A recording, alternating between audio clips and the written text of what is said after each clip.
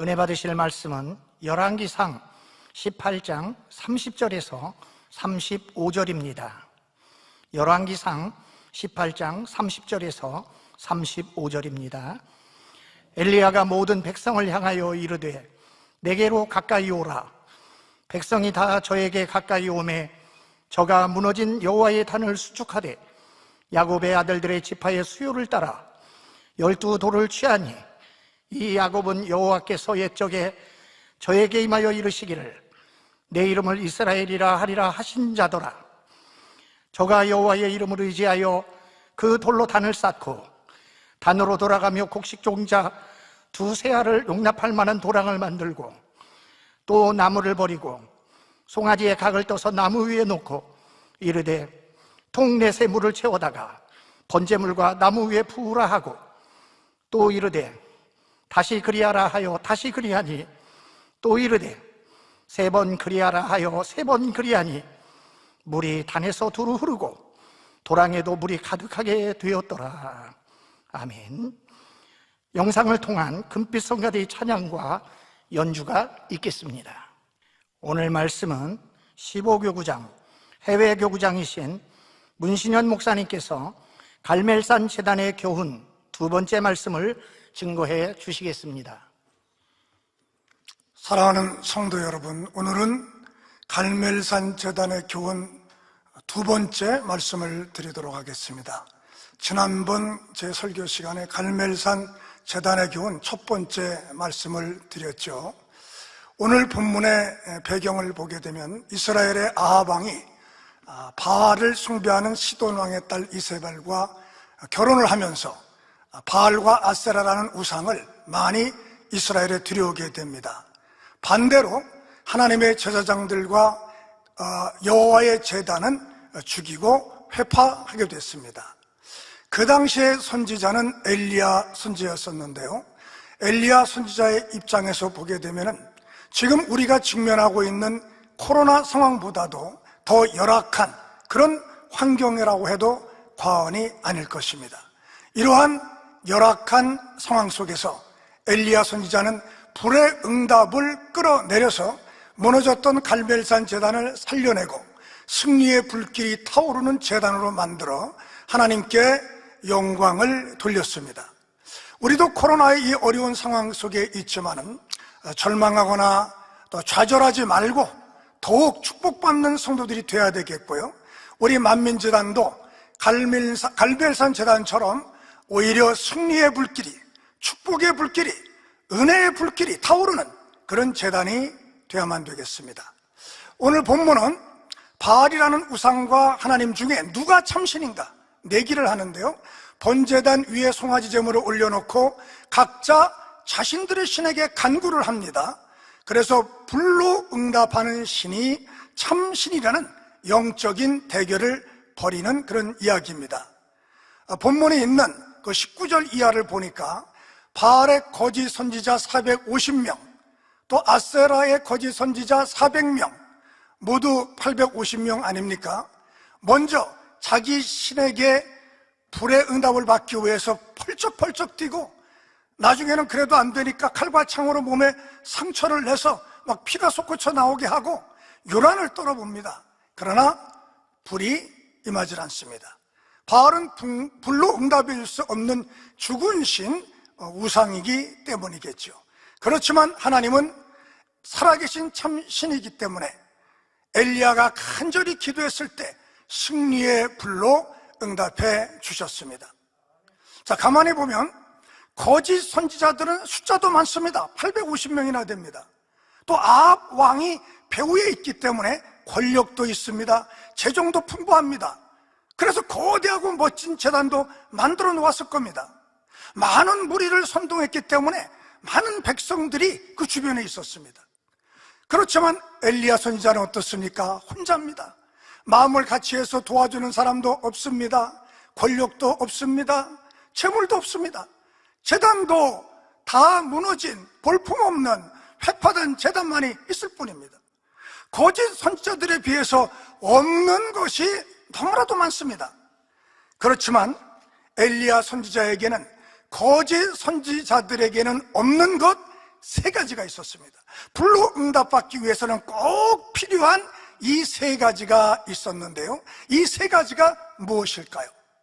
우리도 이 세 가지를 갖추면 코로나라는 이 열악한 상황 속에서도 지킴받고 또 오히려 축복을 받고 승리의 불길이 타오르는 그런 갈멜산 재단같이 우리 만민재단도 축복과 부흥의 불길이 거세게 타오르는 그런 재단이 될 것을 믿는 것입니다. 지난 설교 시간에 거짓 선지자들에게는 없지만 엘리야 선지자에게 있는 세 가지 중 한 가지, 첫 번째 것, 그러니까 갈멜산 재단에서 배울 수 있는 첫 번째 교훈을 말씀을 드렸죠. 그것은 무너진 재단을 수축하는 것이라고 그랬습니다. 바알과 아세라의 거짓 선지자들은 숫자도 많고 가진 것도 많았지만 자기들의 신과 교통하는 통로가 되는 재단에는 별로 관심이 없었습니다. 그냥 소리 지르고 뛰어다니고 요란만 떨었습니다. 그러나 엘리야 선지자는 먼저 하나님과 교통하는 재단을 살펴봅니다. 그랬더니 하나님의 재단이 여기저기 무너져 있습니다. 너무 마음이 아픕니다. 엘리야는 회파된 재단을 야곱의 아들들의 12돌로 수축했습니다. 우리도 엘리야처럼 예수님의 12사도의 기초석으로 마음의 재단을 수축하고 아름다운 마음을 이루어야 한다고 말씀을 드렸습니다. 자, 오늘은 거짓 선지자들에게는 없지만 엘리야 선지자에게는 있었던 두 번째 것, 다시 말해서 갈멜산 재단을 통해 배울 수 있는 두 번째 교훈을 말씀드립니다. 그것은 12통의 물을 번제물과 나무 위에 부은 겁니다. 여기서 물을 부었다고 하는 것은 한마디로 영의 공의를 채웠다는 것을 의미합니다. 영의 공의를 채우게 되면 하나님께서 문제를 해결할 수 있는 대책을 세워주십니다. 본문 33절에서 35절까지에 보면 또 나무를 버리고 송아지에 각을 떠서 나무 위에 놓고 이르되 통넷에 물을 채우다가 번제물과 나무 위에 부으라 하고 또 이르되 다시 그리하라 하여 다시 그리하니 또 이르되 세 번 그리하라 하여 세 번 그리하니 물이 단으로 두루 흐르고 도랑에도 물이 가득하게 되었더라. 이렇게 되어 있습니다.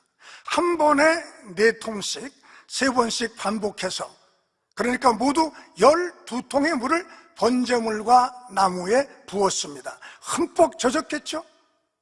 불광물은 서로 상극입니다. 젖은 나무는 불이 붙지 않는다는 것을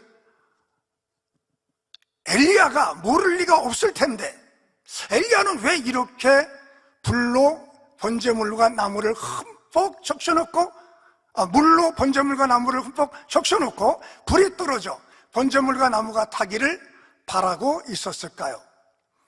거짓 선지자들은 아마 이렇게 했을 것 같습니다. 마른 장작을 더 선호하니까 그 종들에게 더 마른 나무는 없느냐, 조금이라도 젖은 나무가 있다면 불이 잘 붙지 않으니 바짝 마른 것으로 바꿔놓아라. 자, 그렇지만 엘리야 선지자는 그들과는 정반대입니다. 마른 나무가 있으면 안 된다. 다 젖어야 된다. 물을 갖다 부어라. 물에 흠뻑 젖게 하라. 이렇게 했을 것입니다. 4통의 물을 한 번도 아니고 3번씩 12통이나 되는 물을 갖다 부었더니 제단 밑에 파놓은 그 도랑에 물이 흘러 넘칠 정도였습니다. 엘리야 선지자가 번제물과 나무가 흠뻑 젖도록 물을 부으면서 걱정을 했겠습니까? 나무가 다 젖어서 불이 안 붙으면 어떻게 하나? 괜히 물을 부었나?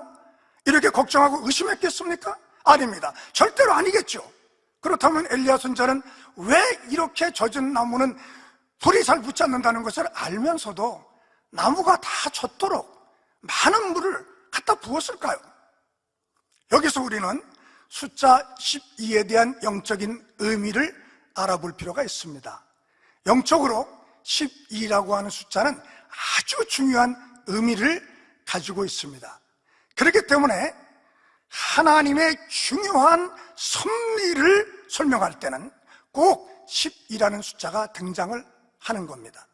지난번 설교 때 말씀드린 것처럼 엘리야가 갈멜산에 무너진 제단을 수축할 때 무엇으로 수축합니까? 야곱의 아들들의 숫자를 따라 12돌을 취했다고 했습니다. 12라는 숫자가 나오죠. 우리들도 예수님의 12사도의 기초석으로 마음의 재단을 수축하고 아름다운 마음을 이루어야 한다고 말씀드렸습니다.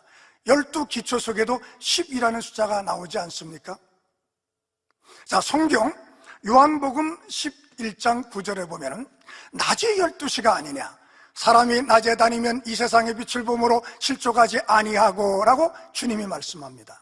여기서 낮 12시는 영적으로 어둠이 조금도 없는 온전한 빛을 뜻합니다. 또 빛은 어둠이 전혀 없으며 영원하시고 온전하신 하나님을 의미합니다. 12는 빛의 수로서 완전함과 온전함을 나타내는 것이죠. 이렇기 때문에 하나님께서는 12라는 숫자를 가장 복된 약속의 증표로 사용하시는 겁니다. 그리고 시편 37편 5절과 6절을 보면 너의 길을 여호와께 맡기라. 저를 의지하면 저가 이루시고 내 일을 빛같이 나타내시며 내 공의를 정오의 빛같이 하시리로다. 이렇게 말씀합니다. 우리가 하나님을 의지하고 우리의 문제를 하나님께 맡기고 믿음으로 나아가면 우리들이 채운 공의를 정오의 빛, 즉 낮 12시의 빛같이 완전하고 온전하게 여기셔서 응답해 주시고 축복해 주시겠다는 것입니다. 10이라는 숫자는 이처럼 하나님의 중요한 섭리를 이룰 때 쓰이는 숫자고 응답과 축복을 주시겠다는 약속의 증표로 사용하시는 숫자이기 때문에 그런 겁니다. 자, 그러므로 엘리야가 12통의 물을 부은 것은 하나님이 살아계셔서 반드시 불로 응답하실 것과 거짓 선지자들과의 영적 대결에서도 반드시 승리케 하실 것이라는 하나님의 약속을 믿는 믿음의 고백이며 불로 응답을 받기에 합당한 영의 공의를 채우기 위한 행함인 겁니다. 엘리야는 하나님께서 이 세상의 불이 아닌, 즉 육의 공간이 아닌 영의 공간, 또 다른 하늘, 당회장님께서는 제2 하늘의 불이라고 설명을 해 주셨는데요, 이 제2 하늘의 불로 하나님께서 역사해 주실 것을 알고 있었을까요? 당회장님의 저서 영혼육 학원 153쪽에 보니까 이렇게 설명해 주셨습니다. 엘리야뿐 아니라 아브라함, 모세, 바울이 하나님의 공간을 활용할 수 있었던 것은 온영의 마음을 가졌기 때문입니다. 이들은 하나님께서 어떤 것을 명하시면 그 말씀에 담긴 하나님의 마음과 뜻을 읽고 깨달을 수 있었습니다. 하나님이 어떻게 역사하시겠다는 느낌을 받아 하나님의 공간에서 이루어질 일이 마음에 그려지기에 영적 담대함이 왔지요. 엘리야가 담대하게 외치며 불의 응답을 끌어내린 것도 하나님이 어떻게 역사하시겠다는 느낌을 마음에 전달받았기 때문입니다. 이렇게 설명해 주셨습니다. 그러니까 엘리야는 번제물과 나무 위에 12통의 물을 부으면서도 하나님께서 육의 세상의 불이 아닌 영의 세계인 둘째 하늘의 불로, 즉 영적인 불로 응답해 주실 것을 완전치는 않지만 상당 부분 주관을 받아서 어느 정도 한정적으로는 알고 있었다는 것을 알 수 있습니다. 당회장님의 저서인 영혼육 학원에서 보면 또 이런 설명도 해주십니다. 자, 열왕기상, 우리 본문은 지금 열왕기상 18장인데요 그 전장 17장에 보면 엘리야와 또 사랍다 과부의 이야기가 나오죠. 이스라엘에 3년 6개월 동안 가뭄이 계속됩니다. 하루는 엘리야가 양식이 다 떨어져 이제 겨우 가루 한 움큼과 기름 조금뿐이 남아있질 않는데 그런 사랍다에 사는 과부에게 갑니다. 그리고 그 과부에게 얘기하기를 남은 가루와 기름으로 떡을 하나 만들어서 4개로 가져오라 합니다. 선지자에게 가지고 오라고 말을 합니다. 자, 상식적으로 생각해보면 참 염치 없는 그런 선지자 아닙니까? 이제 마지막 떡, 인생 최고의 양식이 될 수가 있고 또 그 과부에게는 어린 아들이 하나 있는데 그 떡을 만들어서는 선지자가 4개로 가져오라고 하니 이거 말이 됩니까? 어떻게 하나님의 선지자가 매정하게 이런 요구를 할 수가 있겠습니까? 저 같으면 참 염치가 없어서 그렇게 못할 것 같습니다. 그런데 그렇게 훌륭하신 엘리야 선지자께서는 왜 그렇게 했을까요? 당회장님의 설명을 보니까 엘리야가 하나님의 마음과 뜻을 한정적으로 읽고 전달을 받았다는 것입니다. 그러니까 엘리야가 무작정 염치 없는 선지자가 되어서 떡을 만들어서 내게로 갖고 오라 이렇게 한 게 아니고요, 사렙다 과부가 하나님을 믿고 엘리야 선지자를 신뢰하고 떡을 믿음으로 공개를 한다면 그것이 공의가 되어서 하나님이 역사해 주시고 가뭄이 끝날 때까지 가루통에 가루가 떨어지지 않고 기름병에 기름이 떨어지지 않게 된다는 것을 미리 주관받아서 알고 그렇게 한 겁니다. 그러니까 엘리야 선지자는 하나님의 주관을 받아서 어느 정도 하나님의 섭리와 하나님의 응답의 방법을 알고 있는 겁니다. 물에 젖은 나무는 불이 붙지 않는다는 것을 엘리야가 몰라서가 아니고 12통의 물을 갖다 붓는 것이 하나님께 응답받을 수 있는 하나님의 뜻이며 영적인 법칙, 즉 공의가 되기 때문에 그렇게 한 겁니다. 만약에 이렇게 안 하게 되면, 제가 구약 시대의 어느 기록을 읽었던 적이 있는데요, 거기에 이런 글이 나오더라고요. 어떤 거짓 선지자들은요, 자기들의 신이 불로 응답한다는 것을 나타내며 백성들을 현혹하기 위해서 크게 제단을 쌓아놓고요, 그 속에 사람을 숨겨놓는답니다. 그러고는 모여든 백성들에게 바알이 불로 역사한다 막 이렇게 하면서 숨어있는 사람에게 불을 붙이게 하는 거죠. 그 불이 활활 타오르니까 백성들은 오, 바알 신이 불을 붙이네 이렇게 미혹당한다고 하는 거예요. 그런 기록이 있더라고요. 자, 그런데 엘리야 선지자는 도랑에 물이 흐를 정도로 12통의 물을 부었으니까 이런 시비에 휘말릴 필요도 없이 완전히 하나님의 능력으로만 100% 불이 임했음을 나타낼 수 있지 않았겠습니까? 오직 하나님께만 전적으로 영광을 돌릴 수 있었던 거죠. 하나님은 공의에 따라 역사하시고 섭리하시는 분입니다. 공의에는 영의 공의와 육의 공의가 있습니다. 물론 육의 공의도 잘 지켜야 됩니다. 그러나 영의 공의가 육의 공의보다 상위에 있고 영의 공의가 육의 공의를 지배하고 다스리는 것이기 때문에 혹 육의 공의를 지키지 못했다 할지라도 영의 공의를 합당하게 온전히 지켜나갈 때는 하나님께서 지켜주시고 응답해 주시고 역사해 주십니다. 나무에 불이 붙기를 원한다면 마른 나무를 가지고 와서 불을 붙여주세요 이렇게 해야 되지 않겠습니까? 이게 육의 공의 아니겠습니까? 물이 흠뻑 젖은 나무 갖다 놓고 불 붙여주세요 하면 안 되지 않겠습니까? 이게 육의 법칙입니다. 그런데 엘리야는 이렇게 하지 않았습니다. 육의 공의는 지키지 않고 영의 공의만 지켰는데도 응답을 받았습니다. 자, 제가 이렇게 말씀을 드리면 육의 공의는 지키지 않아도 괜찮겠구나 이렇게 또 생각하는 성도님들이 계실까 봐 부언해서 설명을 해드립니다. 누가복음 5장에 보면은 예수님께서 게네사렛 호숫가에서 베드로의 배를 빌려 타시고 이제 말씀을 증거하신 뒤에 밤이 새도록 한 마리의 물고기도 잡지 못한 베드로에게 어떻게 말씀하죠? 깊은 데로 가서 그물을 던져라 말씀합니다. 베드로는 밤이 맞도록 제가 수고를 하였으되 얻은 것이 없지만 말씀에 의지해서 그물을 내리겠습니다 하고 순종해서 그물을 던집니다. 생각지도 못한 많은 물고기를 잡습니다. 물고기는 밤에 적당한 깊이에서 많이 잡히기 때문에 육의 공의, 즉 육의 법칙에 따르면, 그러니까 아침에 그것도 깊은 곳에는 물고기가 없음을 베드로는 경험상 알고 있거든요.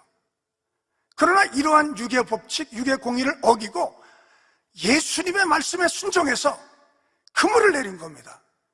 그러니까 좀 더 정확하게 설명을 한다면 육의 공의를 안 지킨 것이라기보다는 육의 공의를 뛰어넘어 육의 공의를 승화시켜 예수님의 말씀에 순종해서 믿음을 내어보인, 그래서 오히려 영의 공의를 지킨 것이 되는 겁니다.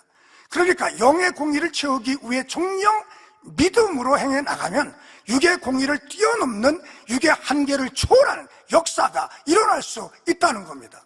예를 들면 커다란 질병에 어느 분이 걸렸다고 생각할 수 있겠죠. 병원에서 치료받고 수술도 하셔야 되고 유영하는 것이 상식이고 그것이 또 육의 법칙이 아니겠습니까? 그런데 이분이 이런 육의 공의를 믿음으로 초월해서 아픈 몸을 이끌고 예배에 참석하고 말씀대로 살지 못한 것을 통해 자복하고 기도에 힘쓰면 치료받을 수 있는 거 아니겠습니까? 당 회장님의 저서 좀 많이들 읽고 우리 교회 전체의 영적 수준이 많이 올라간 것 같습니다. 자, 저도 당 회장님의 저서를 읽었을 때 그 간증수기에 보니 뭐 많은 의뢰로운 당 회장님에 관한 간증들이 있지만은 이런 이야기도 있더라고요. 이제 온갖 질병을 하나님께 치료받은 우리 당 회장님께서 이제 무슨 일이든 하셔야 되지 않겠습니까? 둘째 형이 장사미천을 대준다고 했는데 거절하셨다고 하죠. 왜요?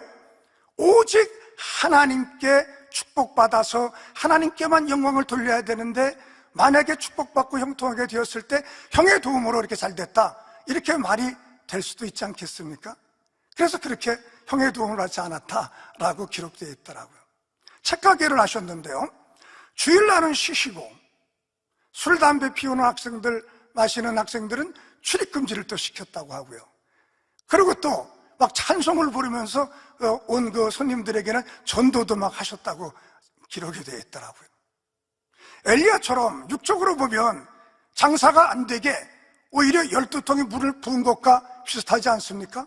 일반적으로 육의 공의 차원에서 보면 손님이 많아야 수입도 많아지는 거 아닙니까? 근데 손님들을 제한시켰어요, 오히려. 그러면 장사가 안 돼서 수입이 줄여야 되는데 오히려 장사가 더 잘 됐다고 합니다. 하나님께 축복받을 수 있는 영의 공의를 잘 지키셨기 때문이죠. 철저히 안식일을 지키셨고 돈을 목적으로 하지 않고 청년 학생들의 건전한 휴식 공간이 되도록 노력하셨고 술, 담배를 피우면 출입을 금지시키셨고 오히려 찬송하며 전도하시며 하나님을 기쁘시게 해드렸습니다. 12통의 물통을 옮기는 사람들, 이런 사람들이 아마 산으로, 갈멜산으로 물을 옮기면서 서로 이렇게 얘기를 하지 않았었을까 하고 제가 한번 상상을 해봤습니다. 이렇게요. 아무리 엘리야 선지자님이 믿음이 좋고 능력이 많아도 젖은 나무에 불이 붙나? 바짝 마른 나무라도 불쏘시개 하나 없이는 불을 붙이기가 힘든데 번제물과 나무에 물을 갖다 부으라니 그게 될 법이란 소린가? 대책이 안 서네, 대책이 안 서. 그러니까 다른 일꾼이 그런 소리 하지 말고 가져가기나 하세. 엘리야 선지자님께는 무슨 대책이 있으시겠지? 대책은 무슨 대책이 있겠어? 물과 불은 상극인데 그게 말이 되냔 말이야. 그러나 사랑하는 성도 여러분, 우리가 영의 공의를 온전히 채우고 믿음을 내어 보이면 그 다음은 그 문제를 해결할 수 있는 대책을 하나님께서 세워주시는 겁니다. 우리가 온전한 믿음을 내어 보였는데도 아무런 대책이 없는 것처럼 보여도 사실은 응답에 필요한 대책을 하나님께서 이미 세워놓고 계시는 겁니다. 홍해로 가로막혀 진퇴양난에 모세와 이스라엘 백성들 어떻게 됐습니까? 대책이 없지 않습니까? 앞에는 넘실거리는 홍해요, 뒤에는 말을 탄 애굽의 병정들인데 대책이 없습니다. 살아갈 길이 없습니다. 그런데 모세가 기도하니 하나님께서 대책을 세워 놓으시지 않았습니까? 홍해를 가르고 바닷속에 마른 길을 만들어 주시는 대책을 세워 주신 겁니다. 아브라함이 모리아 산에 이삭을 바치러 갈 때도 하나님께서 무모하게 이삭을 제물로 바치라 이렇게 하신 것이 아닙니다. 이미 대책을 다 세워놓고 아브라함에게 이삭을 제물로 바치라고 한 겁니다. 가보니 이삭 대신에 제물로 숯불에 뿔이 걸려있는 수양을 하나님이 미리 준비해 놓으셨죠. 그래서 아브라함이 그곳의 이름을 여호와 이레, 곧 하나님이 준비해 놓으셨다, 하나님이 대책을 세워 놓으셨다, 이렇게 이름을 졌습니다. 자, 그러므로 우리도 온 마음과 뜻과 정성을 다해서 영의 공의를 지켜나가고 하나님을 감동시킬 만한 믿음을 내보이면 하나님께서 길을 열어주시고 문제를 해결할 수 있는 대책을 세워주신다는 사실을 믿으시기를 바랍니다. 이런 은혜를 체험하기 위해서 우리가 한 가지 해야 될 일이 있습니다. 그것은 육의 상황을 영의 상황으로 전환시키는 일을 해야 됩니다. 자, 엘리야 선지자를 한번 생각해 보세요. 육의 상황만을 엘리야 선지자가 생각했다면 이렇게 됩니다.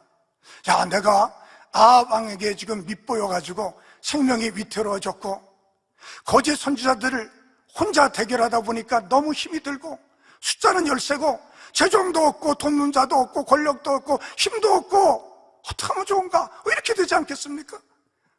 눈앞이 캄캄하지 않겠습니까? 참 암담합니다. 그러나 엘리야 선지자는 이렇게 육의 상황으로 생각하지 아니하고요, 그것을 영의 상황으로 바꾼 겁니다. 이것은 거짓 선지자들과의 영적인 대결이며 거짓 신인 바알과 아세라의 우상과 참신인 하나님과의 영적 대결이라는 그런 영적인 상황으로 상황을 전환시켜서 생각을 했습니다. 그리고 영의 공의를 채우니까 영적인 대결에서 승리했고 육의 문제들도 당연히 해결된 겁니다. 당회장님도, 우리들의 당회장님이 지금 무엇을 하고 계십니까? 영의 공의를 채우고 계시는 겁니다. 우리 교회도 또 여러 성도님들도 영의 공의를 지금 채워야 될 때입니다. 이럴 때 성도님들은 당회장님께서 처한 상황을 육의 상황으로 생각하시면 안 됩니다. 마찬가지로 우리 교회가 처한 상황도 육의 상황으로 생각하시면 안 됩니다. 상황을 영의 상황으로 전환시켜 생각해야 되는 겁니다. 어떻게 해요?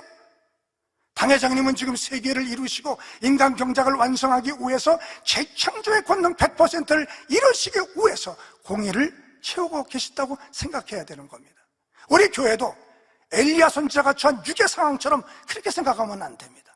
남아있는 숫자가 적고 재정도 부족하고 권력이나 힘 있는 사람이나 돕는 사람이 없다는 등 이런 육의 상황들을 생각하면 안 됩니다. 당회장님과 함께 세계를 이루는 교회가 되는 과정이고 78억 영혼들을 구원하기 위한 역량을 키우고 있고 남아있는 성도들은 새 예루살렘에 가기에 합당한 믿음의 사람들이 되기 위해서 영적인 훈련을 받고 있다는 이런 영적인 상황으로 상황 설정을 새롭게 해야 되는 겁니다. 이제 이런 영적인 상황에서 승리하기 위해 영의 공의를 채워나가기만 하면 당회장님은 재창조의 권능 100%를 가지시고 우리 곁으로 돌아오시는 것이고요, 우리 성도들도 열심히 영의 공의를 채워나가면 엘리야 선지자가 공의를 채워서 불로 응답받고 거짓 선지자들을 멸하고 갈매산 제단을 불같이 일으켜 영광을 돌린 것처럼 우리 교회도 가나안 성전 대성전을 이루고 세계의 무수한 영혼들을 구하는 교회가 될 것이고, 우리 모두도 영으로 온영으로 성결한 믿음으로 성장하게 되어 새 예루살렘의 열매들로 나오게 되는 겁니다. 그러니까 사랑하는 성도 여러분, 개인적으로도 어려운 일을 당하시거나 질병 때문에 고통을 당하거나 하시는 일이나 사업이 잘 안 된다고 하면 그런 육의 상황들을 영의 상황으로 전환해서 생각하시고 영의 공의를 채워야 할 때로구나, 영의 공의를 채우면 되겠구나, 이렇게 생각하시기 바랍니다. 나를 도와주는 사람이 없어서 어렵고 허약체질로 태어나서 병이 많고 돈이 없고 운이 없어서 남들처럼 일이 잘 안 풀리고 배운 것이 없어서 성공 못하고 등등 이런 육의 상황을 생각하며 좌절하고 힘들어하지 마시고 이런 어려움과 질병을 통해서 더욱 나 자신을 발견하시고 마음의 피지를 빼어버리시고 성결을 이루어 새 예루살렘에 가게 하시기 위해서 하나님께서 내게 이런 상황을 허락하셨구나, 이렇게 생각하시고 현실을 영의 상황으로 파악하고 거기에 합당한 공의를 채워 나가셔야 되는 겁니다. 말씀에 순종하는 공의는 여러분 얼마나 채우고 있습니까? 불같은 기도의 공의는 얼마나 쌓고 계시는지요? 성령의 9가지 열매의 공의는 얼마나 맺히고 있는지요? 사랑장의 사랑의 공의는 얼마나 실천하고 계시는지요? 돌아보아 열심히 그 공의를 채워나가면 하나님께서 엘리야에게 응답하신 것처럼 문제를 해결해 주시고 응답과 축복으로 역사해 주시는 것입니다. 그러면 우리가 처한 상황에서 어떻게 하면 공의가 쌓여지게 할 수 있을까요? 데살로니가 전서 5장 16절에서 18절 말씀이 열쇠가 됩니다. 항상 기뻐하라, 쉬지 말고 기도하라, 범사에 감사하라, 이는 그리스도 예수 안에서 너희를 향하신 하나님의 뜻이니라, 이렇게 말씀했습니다. 어려운 일을 만나고 속상한 일이 생겨도 하나님께서 해결해 주실 줄 믿고 기뻐하고 기도하고 감사하면 공의가 점점 쌓여지게 됩니다. 반대로 원망하고 불평하고 기도하던 것을 그치고 이렇게 하면 공의가 쌓여지지 않게 됩니다. 더군다나 육체의 죄까지 범하게 되면 그동안 쌓았던 공의가 다 허물어지는 것이죠. 저도 이 설교를 준비하면서 옛날 일이 생각이 났습니다. 제가 이제 군대에 가서 폐 질환으로 의병제대를 당한 뒤에 이제 하나님께 기도원에 올라가 이제 치료를 받게 됐는데요. 그때 이제 주의 종이 되라는 사명도 이제 받았습니다. 그래서 순종해서 저는 이제 신학교에 들어가게 됐죠. 물론 우리 연합성결신학교가 아니고요, 다른 교단에 신학교에 가게 됐습니다. 근데 그때 저희 집이 부산이었기 때문에 서울에서는 형과 제가 둘이서 자취를 하면서 신학교를 다녔어요. 그러니까 젊은 나이에 뭐 패기가 있으니까 뭐 자취를 하다 보니까 뭐 밥이나 뭐 제대로 해 먹겠습니까? 그래서 아침밥도 제대로 안 먹을 때도 많고, 또 점심도 뭐 어떤 때는 뭐 돈도 없고 이렇게 하면 사 먹지도 못하고 정정거리기도 하면서 그렇게 참 학교를 다녔죠. 뭐 하나님께서 고쳐주셨으니까 괜찮을 거야 이렇게 하면서 참 하나님이 고쳐주셨으면 유계공의를 지켜서 몸 관리도 좀 잘하고 식사도 좀 잘해야 되지 않겠습니까? 근데 그렇게 하질 못했어요. 그랬더니 한 1년 채 못 돼서 몸에 좀 이상 증세가 나타나더라고요. 신혈이 오르고 막 기침이 나고 피로하고. 그래서 그 당시에는 제일 유명한 흉곽 내과가 종로 2가에 있었거든요. 거기에 가서 검진을 받았더니 그 의사 선생님이 당장 부모님을 모셔오라는 거예요. 왜 그러나 했더니 재발이 됐다는 거죠. 이 폐, 결핵이죠. 결핵이 재발됐기 때문에 당장 입원해야 된다는 거예요. 그래서 부모님 모시고 오라는 거예요. 그때는 제가 뭐 20대 중반이니까 부모님 빨리 모시고 오라고 그러더라고요. 그래서 저는 이 재발됐다는 사실을 부모님께 말씀드리기가 없었습니다. 하나님께서 고쳐주셨다고 간증도 하고 신학교도 다니고도 있는데 참 하나님께 영광을 돌리지 못할 것 같기도 하고요, 부모님께 걱정거리가 될 것 같기도 해서 병이 재발됐다는 말씀을 드릴 수가 없었습니다. 저는 참 무거운 마음으로 그때 혼자 이제 방에 들어가서 방문을 닫고 이제 기도하고 또 찬송을 하는 거예요. 그때 뭐 수십 년 전 일이지만은 지금도 생각이 나죠. 찬송가는 344장 그 한 장을 계속 불렀어요. 1절부터 3절까지 있는데 반복해서 막 10번, 11번, 17번, 18번 한 그 정도까지 1절에서 3절까지 반복해서 부르며 중간에 또 기도하고 또 찬송하고. 근데 처음에 한 서너 번 반복해서 부를 때는 마음이 답답하고 힘들고 그랬다가요 점점 마음에 기쁨이 오더라고요. 그래서 하나님이 한 번 고쳐주셨는데 두 번째도 고쳐주실 거야, 이런 믿음이 오더라고요. 그 찬송가 가사가 뭐냐 하면 이 눈에 아무 증거 아니 보여요. 지금 제가 그 찬송을 이렇게 불러드리면 좋은데 제가 찬송 솜씨가 없어가지고 부르면 은혜가 덜 될 것 같아가지고 그냥 가사만 불러드립니다. 이 눈에 아무 증거 아니 배워도 믿음만을 가지고서 늘 걸으며 이 귀에 아무 소리 아니 들려도 하나님의 약속 위에 서리라. 걸어가세 믿음 위에 서서 나가세 의심 버리고 걸어가세 믿음 위에 서서 눈과 귀에 아무 증거 없어도. 이렇게 계속해서 막 콧물로 눈물로 목이 베어서 이렇게 부르다 보니까요 나중에는 참 확신이 점점 생기기 시작하더라고요. 마치 이렇게 엘리야 선지자가 12통의 물을 부은 것처럼 저도 뭐 병원에 입원 안 하고 막 찬송 부르고 기도를 한 것입니다.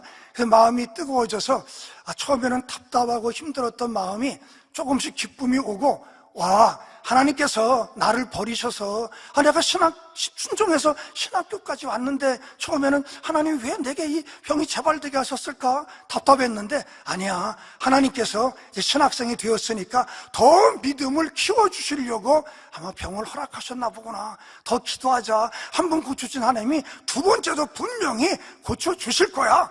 마음의 걱정이 사라지고 나는 나을 수 있다, 이런 확신이 생기더라고요. 나를 잊지 아니하시고 내게 큰 믿음을 주시는 사랑의 하나님, 그분을 다시 만나게 되니까 얼마나 마음에 감사와 기쁨이 생기든지요. 그리고 나서 몸이 점점 좋아지고요, 그 뒤로부터는 신혈도 없고 기침도 안 나고 피곤하지도 않고 다시 병원에 가지 않고 치료돼서 신학 공부를 끝까지 잘 마치고 여기에 이렇게 서 있을 수 있게 된 겁니다. 자, 찬송가 344장 후렴 마지막 가사를 보면 걸어가세 믿음 위에 서서 눈과 귀에 아무 증거 없어도 이렇게 되어 있습니다. 저는 예전에는 이 가사대로 그 344장 찬송을 불렀지만은 제가 이 만민재단에 와서는 이제 그렇게 부르질 않아요. 가사를 바꿔서 불러요. 어떻게 부르냐면 걸어가세 믿음 위에 서서 눈과 귀에 많은 증거 있도다. 그렇습니다. 제가 그 당시에 기도할 때는 아무 증거가 없으니까 아무 증거 없어도 그러면서 찬송을 불렀지만은 우리 만민교회는 하나님의 약속의 증거가 얼마나 많습니까? 당회장님의 권능이 다 증거가 아닙니까? 그래서 몇 년 전인지 정확히 기억은 안 나는데요. 주회장들끼리 뭐 얘기를 나누다가 우리 당회장님의 권능을 행하셨는데 그 기사 표적이 몇 가지나 될까? 뭐라 이런 얘기를 했던 기억이 나는데요. 정확한 것은 아니겠지만은 10,000가지 이상은 될 거다. 뭐 이렇게 서로 얘기를 했던 기억이 납니다. 걸어가세 아무 증거 없어도가 아니라 너무 증거가 많도다. 아니겠습니까? 저는 예전에 증거가 없는 그런 교회에 있었기 때문에 아무 증거 없어도라고 불렀지만 우리 만민교회는 이렇게 많은 증거가 있는데 응답받지 못할 이유가 어디에 있겠습니까? 우리도 엘리야 선지자처럼 12통의 물을 부으십시다. 하나님 아버지를 감동시킬 믿음을 보여드리십시다. 하나님이 원하시는 영적인 공의를 채워드리십시다. 하나님께서 대책을 세워 주실 것입니다. 불이 임하고 축복이 임하고 문제는 해결되고 응답이 주어질 것입니다. 결론으로 이런 얘기를 말씀을 드리면서 오늘의 설교 마무리를 하겠습니다.